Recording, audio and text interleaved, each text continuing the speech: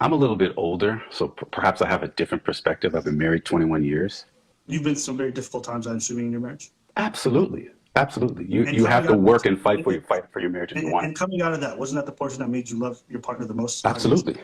Let me just share this because I know a lot of people who want to have a relationship and connect. The four things that kill a relationship, people never talk about.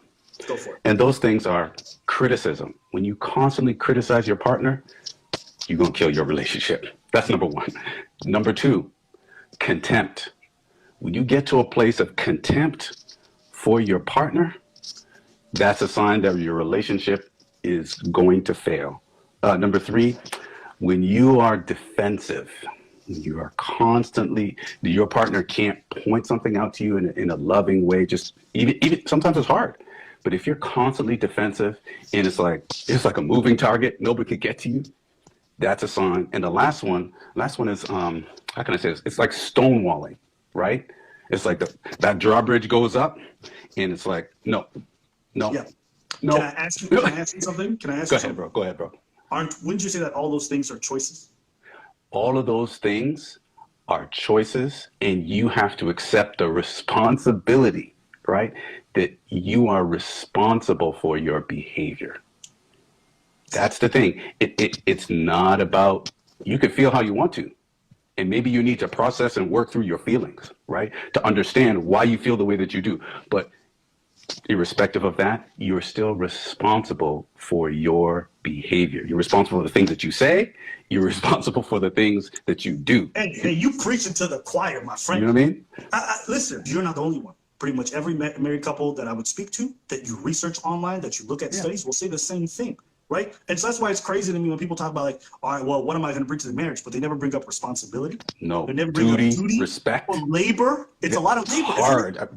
We have twins. It's hard. That's It what I'm is saying. hard, Let's B. go preach. It's not a party. It's not going to be that you're going to get your way all the time. It's not going to be tiptoeing through the tulips. Nah, it is. And here's the thing too.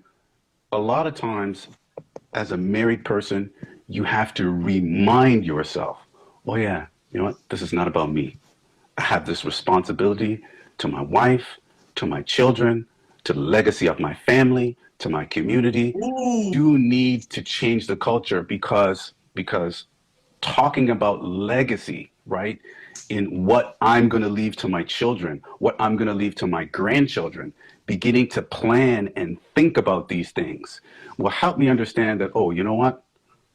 Buying those Jordans is probably not the wisest thing for me to do. It's better for me to take that money, if we're talking about finances, and go invest that into Nike. Let's just use that for example. And that money will be there for my grandchild versus me wearing these J's for, let's say I have them for 6 months. Like, what's 6 months when we're talking about legacy?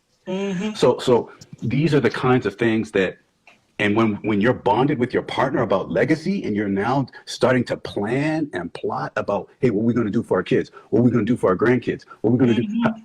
That changes the dynamic of how you see your partner.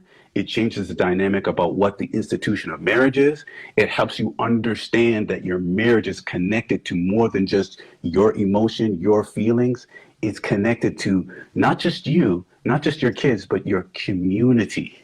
that's right. Right? It's a That's right. reflection of something much, much bigger. So anyway, I just wanted to share those Look, things. you have to understand what it is before you go into it, because I'm sure That's when you were important. taking those vows, you understood what it meant. Well, not only that, my wife and I, we sat down and we went to counseling. Like, let's put all our cards on the table, and when we hit a rough patch and we feel like, hey, you know what, our relationship isn't as dynamic as it should be. For example, after we had our twins, right? It's like we had to learn how to reconnect because for the first 3, 4 years, we just twins, you know what I Whoa, mean, trying to stay whoa, above water. Yes, sir. wait. Are you saying that you had 3, 4 years of turbulence and you stuck through it? Of course, right? But it was difficult, but we had to sit down and we had to say to one another, hey, If you're wondering why I'm dancing so hard, it's because somebody came on earlier and they were like, yeah, well, if I was unhappier for multiple years, I would just leave him. And I was like, okay.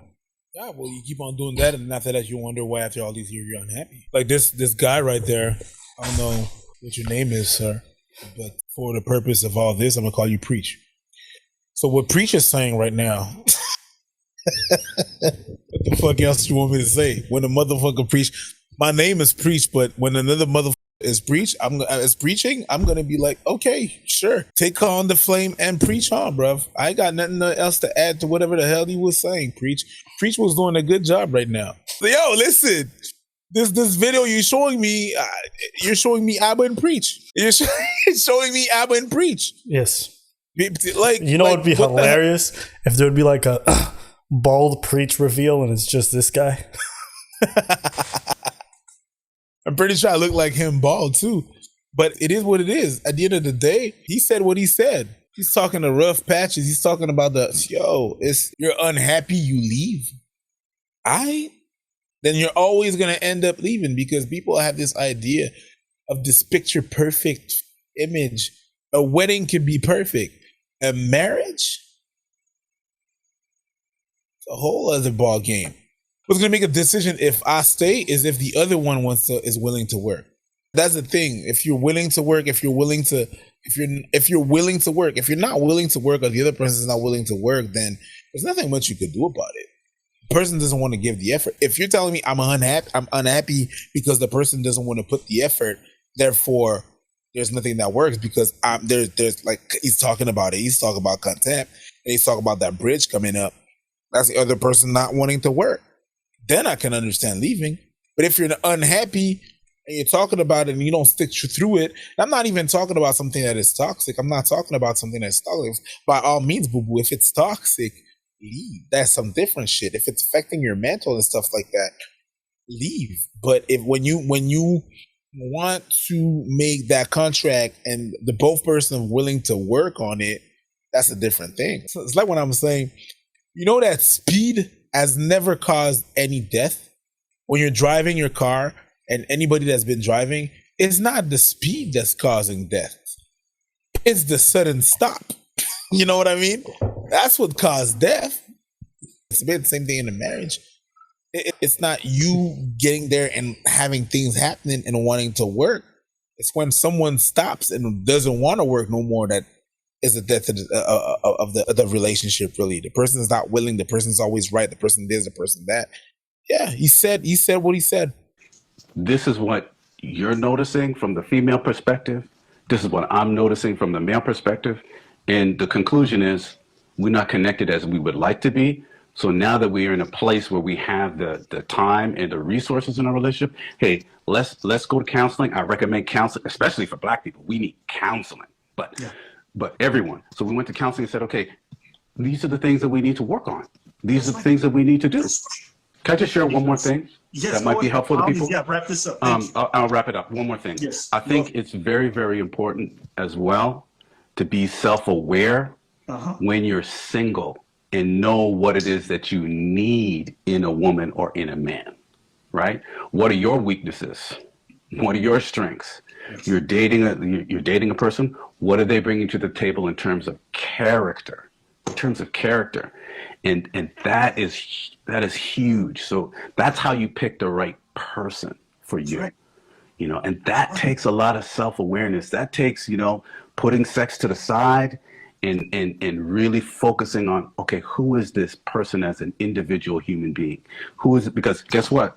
You should be able to marry this person. If they don't change a lick for the next 40 years, the person that you see right in front of you, if they decide I'm not changing, can you marry this person? And looking at character is I guess what I'll say is that's one of the areas where we're failing. Is we think sex and we think good time. And we think that's not what holds a marriage together. Looks is not what holds a marriage together. All these things are very superficial. So anyways, that's what I want to say and just share that. Thank you so much. I appreciate you coming on. All right, that's it for today's video. I mean, he said what he said. I'm not. The fuck you want me to say, bruv? He said some of the shit I said before. It's like it really is what it is. That's it for today's video. Share, like, subscribe. But yo, that's what it is. Whenever they're trying to find someone like, oh, we have the same interest. He likes Burna Boy. I like Burna Boy. That's not gonna raise a fucking family. That's not gonna do anything for you later on. When shit's gonna be hard, money's gonna be tight. You need someone that's gonna be able to manage. You're gonna be able to someone that's gonna have your back. That's gonna be that. After that, you got the looks, you got the sex. Yeah, that all that is nice, but you can't be fucking all the time. You're not gonna be always having intercourses. That's not what a marriage is. It's hard. It's rough. Nobody's perfect in that. It's everybody's got their flaws and everything and stuff, but it's really what you're willing to work. If you're willing to work, that's what it is. This guy was preaching right there. To me, that's another preach. I don't know your name. I don't know what it is, and I don't care. Frankly, dear, I don't give a damn. To me, you was preaching. Therefore, your name is Preach. He did that. That's a dude that knows. Now, I'm not even going to say that like he applies everything. I don't know the man, but we are so caught up in ideals and stuff like that. And none of that is going to raise anything. It's a plus. It's a plus. Yeah. They like the same music as you. Fine. That's a plus. But that's not what's going to raise a family. You see my wife. You know her. I'd say polar opposites. Polar opposites. The goal is the same. The values is the same. It hasn't always been easy. If you're willing to work and shit. He said what he said. This guy was spitting games. God damn. God bless you, sir. Yeah, he came in and was spitting facts, and I didn't hear one like in his speech. This guy's still going on. He came in and was like, listen, this is what it is. Yo, talk your shit, sir. All right. Well, look, that's it for today's video. Let us know what you guys thought about the comments below. All right. I want to hear from you guys.